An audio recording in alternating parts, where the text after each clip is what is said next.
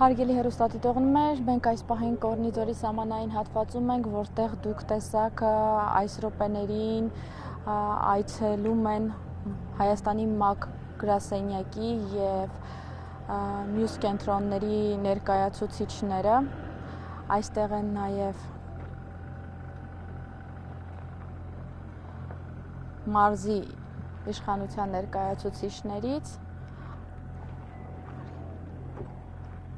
Այս պահին մոտենանք հենց իրենց, որտեղ ներկայացուցիչներին ներկայացվում է իրավիճակը։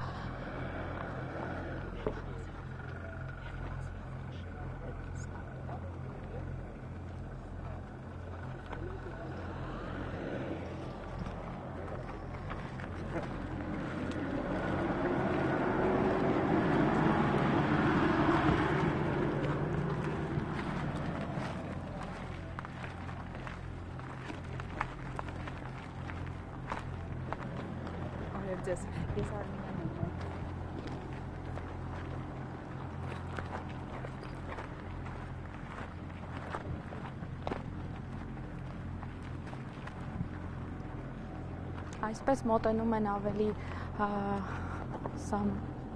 մոտ, որպեսզի այստեղից ավելի տեսանելի լինի և ապօրինի տեղադրված անցակետը և ներկայացվում է իրավիճակը։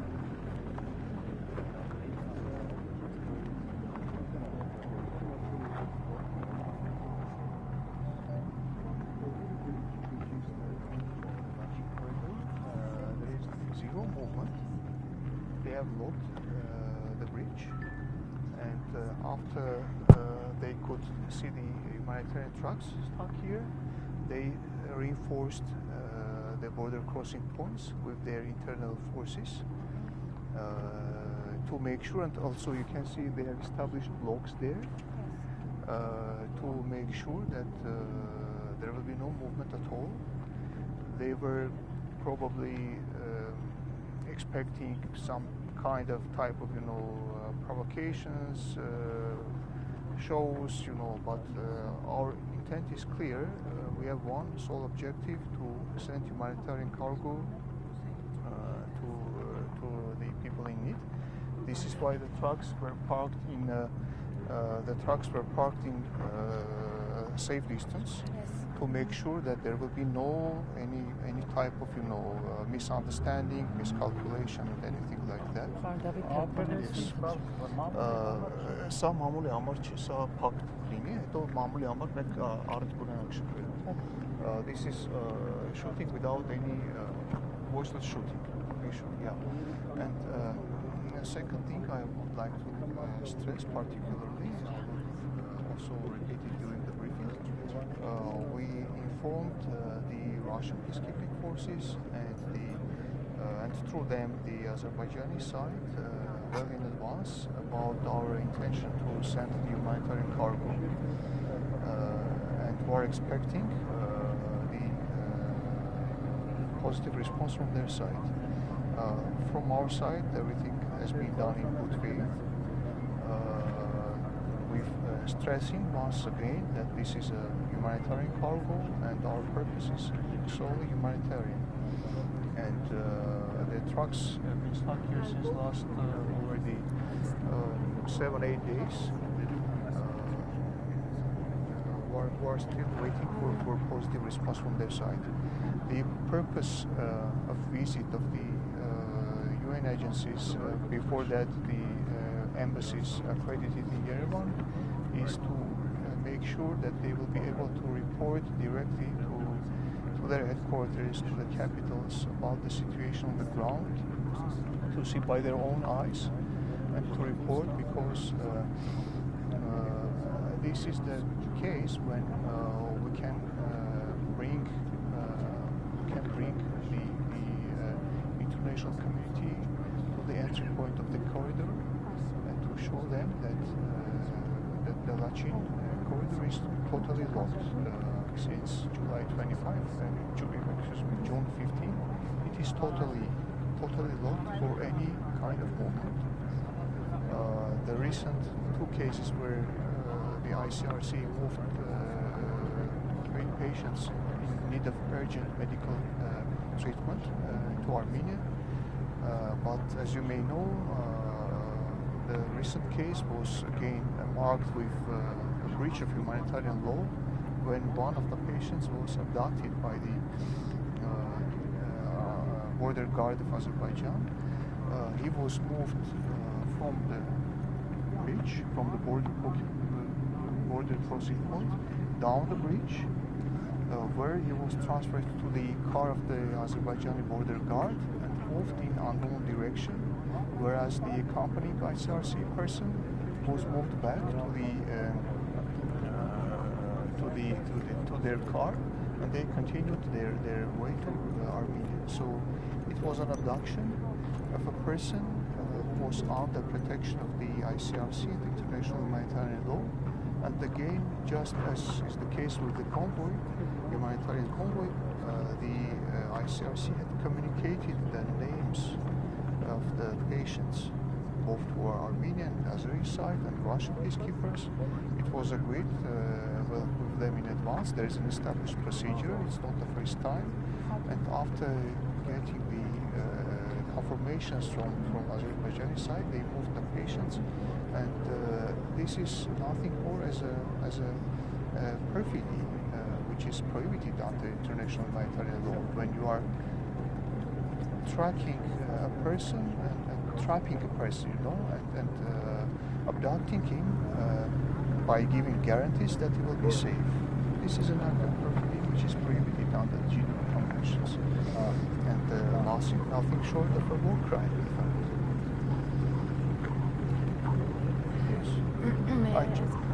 Yes, of course. No, I just wanted to ask because now the trucks have been here since last Wednesday. Yes. And of course, as food and in this heat, how long can the trucks actually stay here with the type of food that they have? Will the food perish? Yes. Also, there's medicaments there. Most of the food is not perishable, but of course under direct sun, the risk is there. This is why the trucks are equipped with refrigerating systems. So from time to time, the drivers switch on their refrigerating systems to keep the temperature at a comfortable level. Yes. And so this is as far as the trucks stayed here. Never went further, but just stayed here. They never went further because we would like to avoid any kind of, provocative statements. We would like to avoid anything which may harm our primary intention to deliver the cargo. This is why we continue communication in good faith with the Russian peacekeepers and the Azerbaijani side to facilitate the access. So far it hasn't been possible. The statements which we hear from the Azerbaijani side are not constructive, and with each day passing we come to the conclusion that it will not be possible to deliver the cargo, but this is where we rely on the assistance and strong voice of the international community to strongly express the need, reflect on the need to open the corridor and to implement the legally binding obligation of Azerbaijan under the ICJ order of transitional measures of 22nd February 2023, which was also reconfirmed 6th of July. Which is, I would like to remind, is operation, uninterrupted operation of the latching corridor for people, cargo and vehicles. As you can see by your own eyes, the corridor is empty. You can see the beginning of the corridor, you can see the serpentine going there. It is empty with literally zero movement. Back in December, when we requested an emergency meeting of the Security Council, they offered a statement that in the absence of UN presence,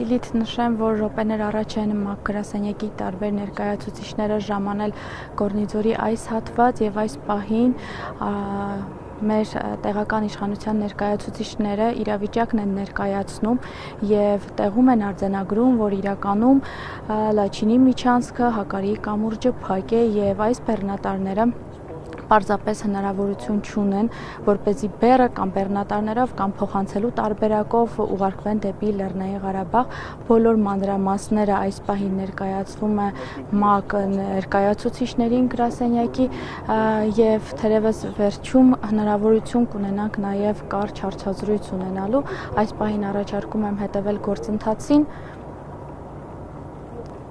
եւ անմիջապես հետո կփորձենք մոտենալ մեկնաբանություն խնդրել։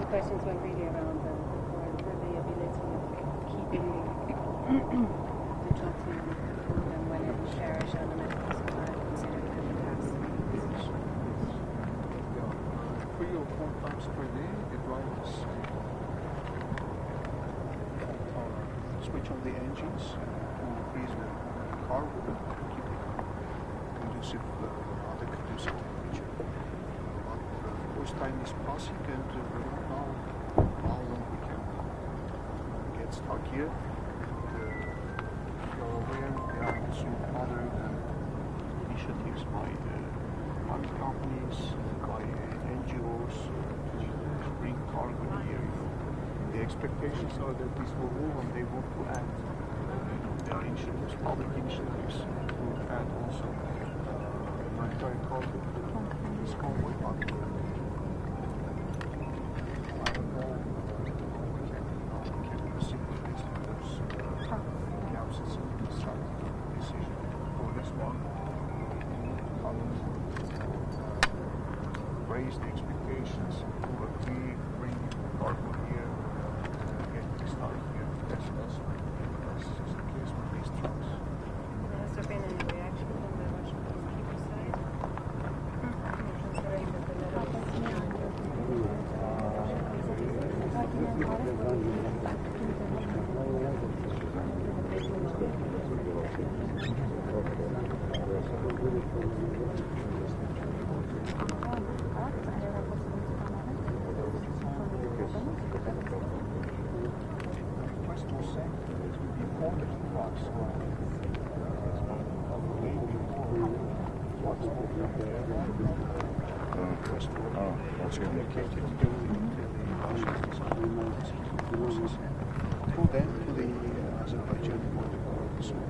They have been aware long before, and if you may recall, maybe you have seen, the Azerbaijani Border Guard Service came up with a statement next day saying that we have received information about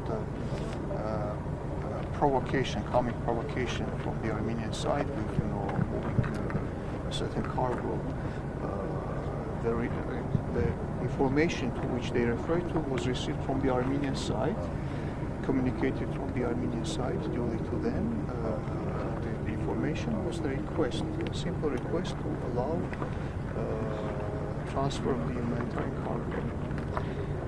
So what they tried to present as a provocation was the approach to them in good faith through all the possible channels which we have at our disposal.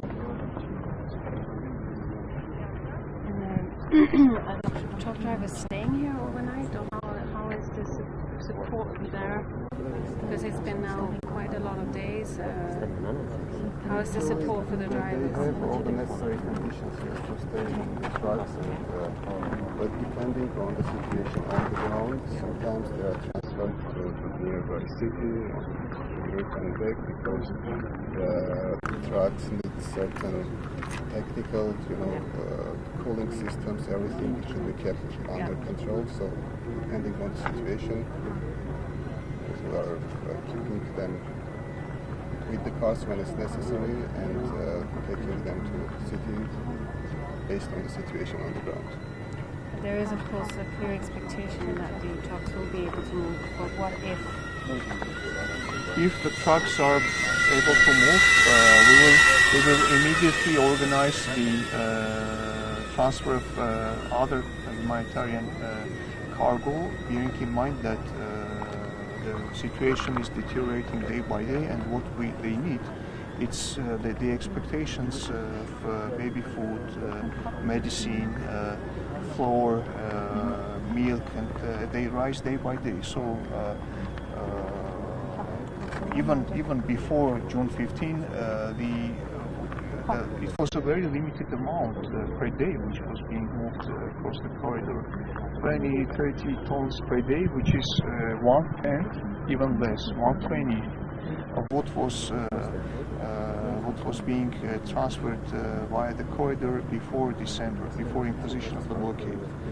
Before the blockade, the daily transfer was 400 tons per day. This is not only food, but all other essential goods, fuel, medicine. Behind this mountain, so is 120,000 people. It's not a small amount. After imposition of the blockade, this amount it was reduced to 20-30 tons per day, and now total zero since last month and a half. And naturally, what we have in these cargos can maybe address the 2 or 3 days needs, basic needs, but there is need for more. Items of hygiene, fuel, the public transportation is not working, and the daily shelling of the people in doing agricultural work has failed the agricultural season. This year, the expectations for the plant works is 70% less, which means that by winter they will have nothing left in their stocks. In terms of self-sufficiency, they are now totally relying on outside support.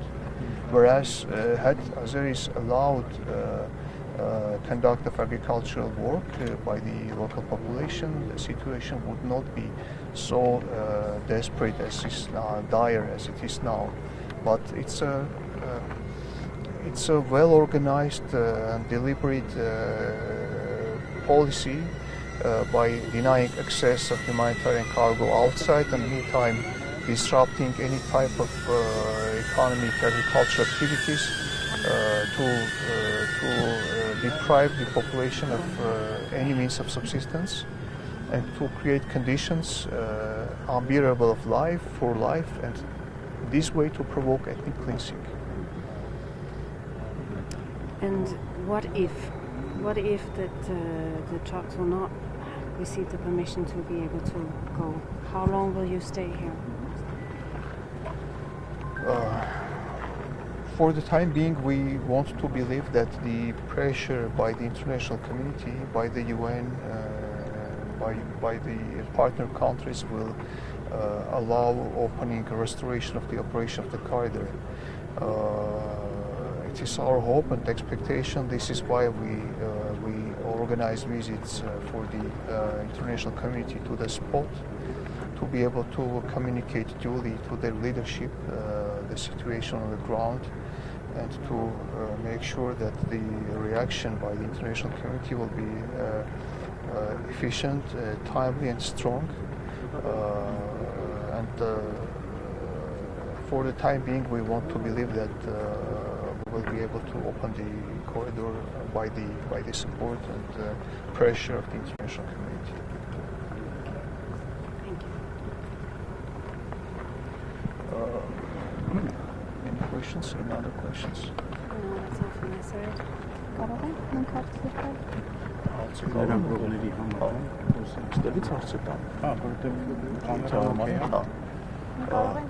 If it is convenient, the journalist would like to offer a question. Any questions? Any questions? Maybe I can read out the statement here now. Yes. It's okay, I read out the statement. But before you do, let me open the Armenian. Armenian text, yes. Just a second, let me open the Armenian to have it officially. Armenian հայրենը պաշտոնականը հայրենը դու կարծում։ Դիվերգեն միշտապեն։ Ասում ակոնը։ Ինտերնետը մոծոքա չի բացում։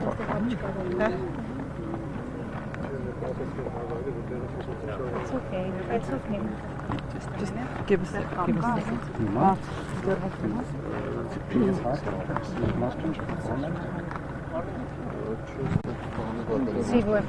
Հարգել հեռուստատեղներ, հետևորդներ, րոպեներ անցում ենք արդեն հարցի հնարավորություն կունենանք։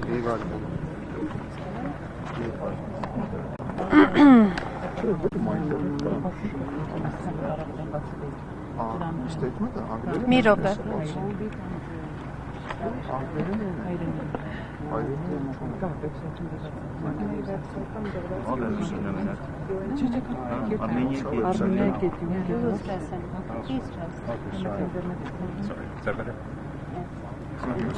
I will make you a pic.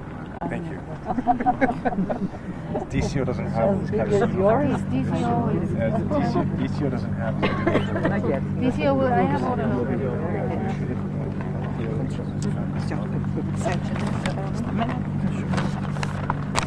You're translating.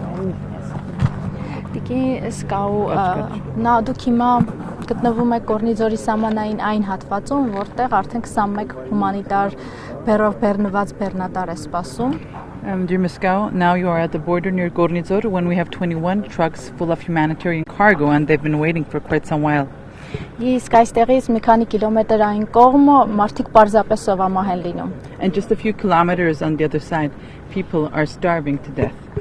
Այսօր նաև ՄԱԿ-ի գլխավոր քարտուղարը հայտարարություն տարածեց անդրադառնալով Լաչինի միջանցքը բացելու անհրաժեշտությանը։ Today, the UN Secretary General also came up with a statement about opening the Lachin corridor. Եվ անդրադարձավ նաև այն հումանիտար ժամ առ ժամ վատթարացող իրավիճակին, որ առկա է այս պահին Լեռնային Ղարաբաղում։ And also, it was mentioned about the deteriorating situation of the humanitarian crisis that is taking place by the hour. ՄԱԿ-ը լինելով հեղինակավոր միջազգային կառույց, ինչ է նախատեսում, ինչ քայլեր է հնարավոր նախաձեռնել, քանի որ ժամ առ ժամ 120,000 մարդու կյանքը պարզապես կարող է ավարտվել պարզապես սովամահությունից։ What steps is the UN taking? UN is a reputable international institution. What actions are to be expected? Because it is a well-known fact that there is 100,000 people at the brink of starvation and they could die any moment, any day, an hour now. Sorry. Thank you so much. I would like to actually read out the statement that was provided yesterday. Շատ շնորհակալ եմ, թույլ տվեք ընթերցել այն հայտարարությունը, որ երեկ ներկայացվել է։ The statement was made by the spokesperson for the Secretary General. ՄԱԿ-ի գլխավոր քարտուղարի փոխխոսնակի կողմից արված հայտարարությունը։ On the Lachin corridor. Լաչին կորիդոր միջանցքի հետ կապված։ The Secretary General is deeply concerned by the reports of continued challenges related to the freedom of movement along the Lachin corridor. Գլխավոր քարտուղարը խորապես մտահոգված է Լաչինի միջանցքով ազատ տեղաշարժի հետ կապված շարունակական խնդիրների մասին զեկույցներով։ He recalls his previous statement on the need for the parties to implement the orders of the International Court of Justice, including the orders issued on the 22nd of February and reaffirmed on the 6th of July this year, related to the measures to ensure unimpeded movement of persons, vehicles and cargo along the Lachin corridor in both directions. Նա վերստին հիշեցնում է իր նախորդ հայտարարությունը արդարադատության միջազգային դատարանի ընդունած որոշումները կատարելու անհրաժեշտության մասին։ Ներառյալ 2023 թվականի փետրվարի 22-ին ընդունված եւ 2023 թվականի հուլիսի 6-ին վերահաստատված որոշումները կապված Լաչինի միջանցքով անձանց, տրանսպորտային միջոցների եւ բեռների երկու ուղղություններով անխափան տեղաշարժն ապահովելու միջոցառումների վերաբերյալ։ He is particularly concerned about reports of the deteriorating humanitarian situation on the ground and calls for urgent steps to facilitate access for the delivery of humanitarian assistance to people in need.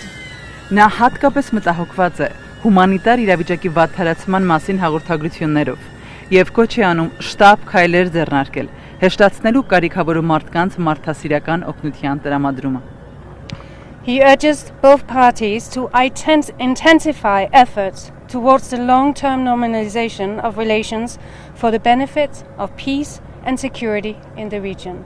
Thank you very much. Նա երկու կողմերին կոչ է անում ակտիվացնել ջանքերը հարաբերությունների երկարաժամկետ կարգավորման ուղղությամբ, հոգուտ տարածաշրջանում խաղաղության եւ անվտանգության։ Շնորհակալություն։ Տիկինսկաու կարելի է մեկ ճշտող հարց։ Can we come up with a clarifying question, please? Ամեն դեպքում միջազգային դատարանի որոշումները ամիսներ շարունակ է անտեսվում Ադրբեջանի կողմից։ Azerbaijan has been neglecting the ICJ orders for many months now.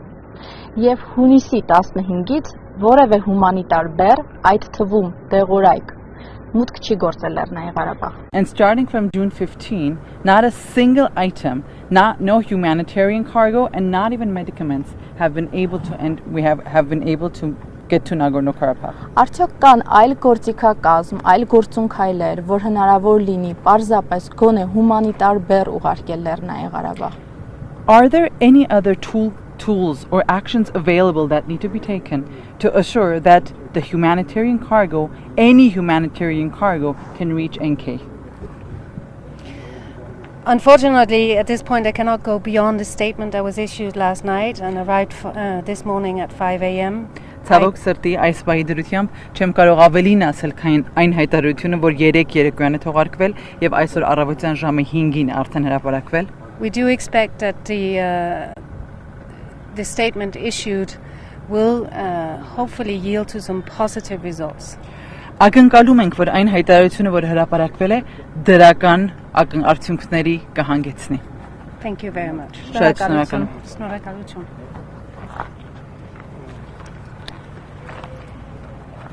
Colleagues, I would like to invite you.